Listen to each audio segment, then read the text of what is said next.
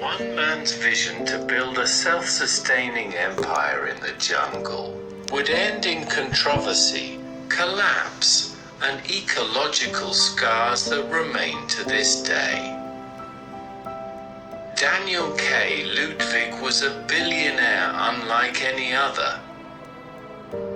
A shipping tycoon with a fleet of supertankers, he shunned the spotlight, gave no interviews, and operated with a mystique that baffled the media. But behind the veil of secrecy was a restless ambition. In 1967, Ludwig purchased over 3.5 million acres of Amazon rainforest in Brazil's Pará state. His goal was to industrialize the jungle and create the world's largest pulp and paper enterprise, a private city powered by science, steel, and ambition. Ludwig didn't just want to cut trees, he wanted to grow them faster, so he imported a non-native tree species, Gelina arborea, from Asia, hoping they'd thrive in Amazonian soil. He was not one to do things halfway. To avoid Brazil's restrictive import taxes, he commissioned the construction of an entire pulp mill in Japan. Once completed, it was disassembled, loaded onto a barge, and shipped 14,000 miles across the Atlantic to the mouth of the Yori River. He built roads, hospitals, schools, and housing for thousands of workers. The city, Monte do Adu, or Golden Hill, rose from the jungle floor like a mirage. Monte do Adu wasn't just a camp for workers, it was an entire planned city. Designed and funded entirely by Ludwig, it had its own airport, a power plant, administrative buildings, and residential neighborhoods. Ludwig envisioned a utopia of industry and efficiency where nature and modernity could coexist on his terms.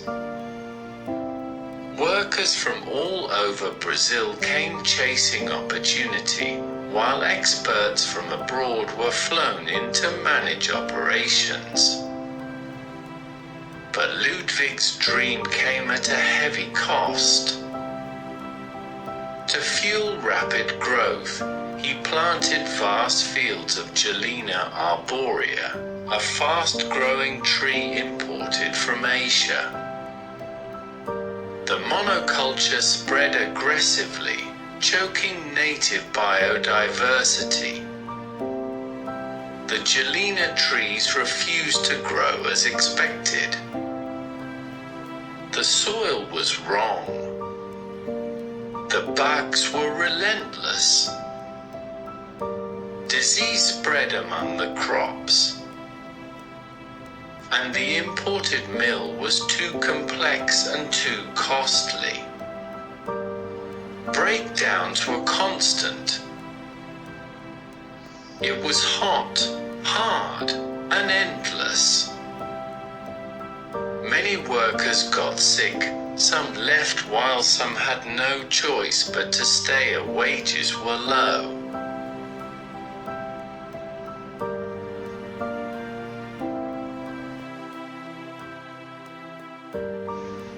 Protests broke out. Workers were overworked, underfed. The jungle, they soon learned, doesn't bow to industry. Local communities, already marginalized, were further displaced. Thousands of workers endured harsh conditions with minimal pay. Disease spread through work camps. Sanitation was poor. Accusations of labor exploitation and negligence began to surface. Brazilian environmentalists and labor advocates sounded the alarm. Critics accused Ludwig of creating a private empire with little accountability. Even Brazilian politicians voiced concerns over a foreign billionaire owning more land than some Brazilian states. Despite years of effort, the project faltered. The imported trees suffered in the Amazonian soil. Insects, fungal infections, and climate unpredictability made sustainable cultivation nearly impossible. The pulp mill faced constant technical breakdowns. Production never met expectations, and Ludwig's grand social experiment began to unravel. In 1982, under increasing scrutiny and mounting losses, Ludwig sold the project to a consortium of Brazilian investors and government entities for a fraction of its cost. The dream was over. Ludwig died a decade later, having donated most of his wealth to cancer research. But the Yuri project left a more complicated legacy. For some, it was a visionary project ahead of its time. For others, it was an act of environmental imperialism, a billionaire's unchecked ambition that threatened a delicate ecosystem and the people who depended on it. Thank you for watching. Subscribe our YouTube channel for more intriguing stories from history.